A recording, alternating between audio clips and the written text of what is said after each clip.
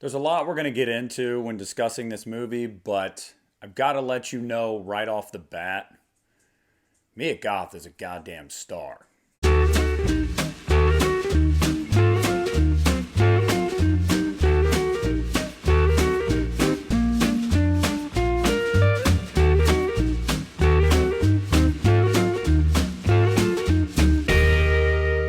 Guys, it's Nick at the Lost River Drive-In, and I just got back from checking out my 7 p.m. screening of Pearl, Ty West's new movie, the prequel to this year's earlier movie, X, which is probably still my favorite movie of this year, right up there with The Batman. Definitely in my top 3. Loved X.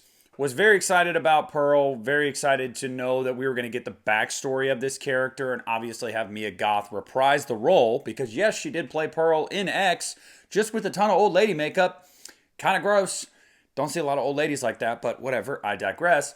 And so I was really excited to get this and kind of see her beginnings and what brought her to where we meet her in X and where we leave off with her in X. No spoilers for X if you haven't seen it yet. What are you doing? It's a great movie. So Pearl basically tells the story of Pearl.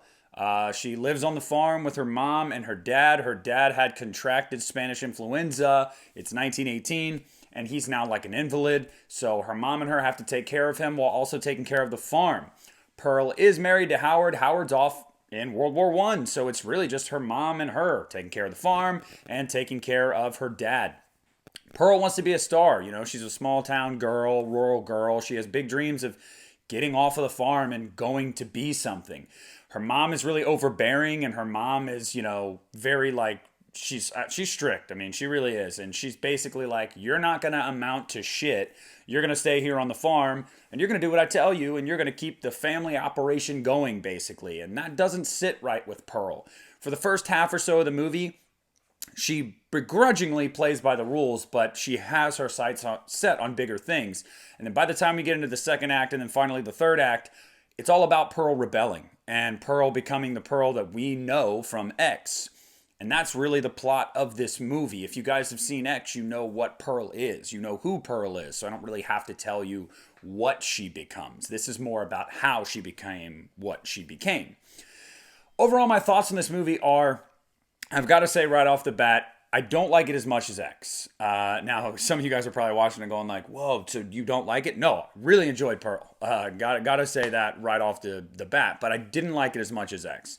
Having said that, these are two totally different movies. Like, I cannot stress that enough. If X to you was that grimy, grindhouse, 70s, like, coke binge, depravity-filled gore fest, this is a lot more of a character study, and it's a lot more of a very like classical story. It's really weird. Like, first and foremost, I gotta say Ty West again captures the aesthetic of the time. You know, this feels like 1918. It looks like 1918. The people act like it's 1918, and it is super reflective of that time. And I think he nails it. The world feels very lived in. On top of that, I think that it feels very fall-like. I really like that. It's got a warm kind of color palette to it. It's really nice for this time of year. I really like that they dropped this in the middle of September. I think this is going to be great viewing for the fall, I think, for anyone. So he really nails that. But this movie is a lot more contained in the sense of like, yeah, it's still mainly the farm, but it's really about Pearl's descent into madness. And it's about Pearl's dreams being crushed. And it's almost like in X, we see someone that had big, lofty goals and never achieved them. And she kind of takes her anger out on people. And it's like, well, what brought her to that point? So this movie is very, very character driven. I've got to say, not as gory as X, a lot more family friendly, really. It's kind of crazy at times. I was like, how did this really get an R rating? Not really, because there is some gore, there's some dismemberment, which is nice, but it really is more just about Pearl. And I've got to give it up for Ty West for being able to go with that 70s slasher in X to this 1918 character study. It's just like, how do you do that? And then obviously we know Maxine is coming, which is going to take place in the peak of the 80s, so you got to imagine there's going to be more drugs and boobies and kills and stuff. So it's like, I feel like all these movies are going to be like so tonally different, but so far he's 2 for 2 in nailing that. But I cannot stress enough, it does feel different from X. The positives in this movie. Mia Goth, dude, she is so good in this movie. There's 2 sequences in this movie where it's just close-ups on her face for like 5 minutes each. One of them, she's giving this like monologue where she's just kind of like admitting everything she's done, and it's super powerful, like super well acted. And then it's the end, as the end credits are going, it is a close-up of her face smiling. And it's not a picture, it holds there, and she starts crying and smiling wider and everything as the credits are going, and it's just like, holy shit, the range. Like, this chick's got range. She if you weren't sold on her in X, you will be sold on her in this movie. She really gives a killer performance in this movie. Her mom, again, another great job acting. Whoever played her mom, she was brilliant, and I really, really, really dug their dynamic. Like, that was the most suspenseful stuff to me, waiting for that dam to break. And when it does, it's beautiful. It's chaos. It's Ty West, you know. You guys know how this is.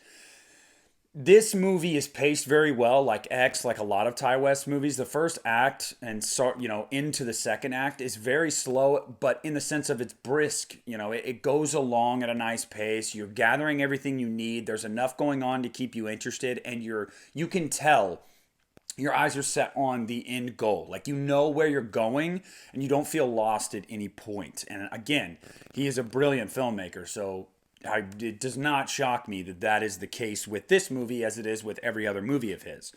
The kills in this movie, just like in X, are really cool. There's some nice practical effects. You can tell when Pearl is full on Pearl, full of rage, it is awesome to see. I mean, it's awesome. I cannot talk about Mia Goth enough. I really, really cannot. I thought she was great in X, and she's even better here. I mean, she is brilliant here. The set pieces are nice. The location, it's very nice to look at. It's very nice to listen to. It is a really, really nice watch. But this movie, again, I said it earlier, and I'm going to put this in a positive as well. It is very character driven. This is very focused on Pearl. Whereas in the other movie, in X, you focus on Maxine. You get to know a lot about different characters in that movie, and they have their own side plots and end games and goals and whatnot. No, this is very self-contained, and I really do dig that. Like I said, there's some cool kills, there's some cool effects, but really, this is like a murderous Wizard of Oz. There's a scarecrow. Not really going to get into what happens with the scarecrow, but there's a scarecrow. Yeah, it's just a really good movie. I'm definitely not let down by it at all. I really enjoyed it.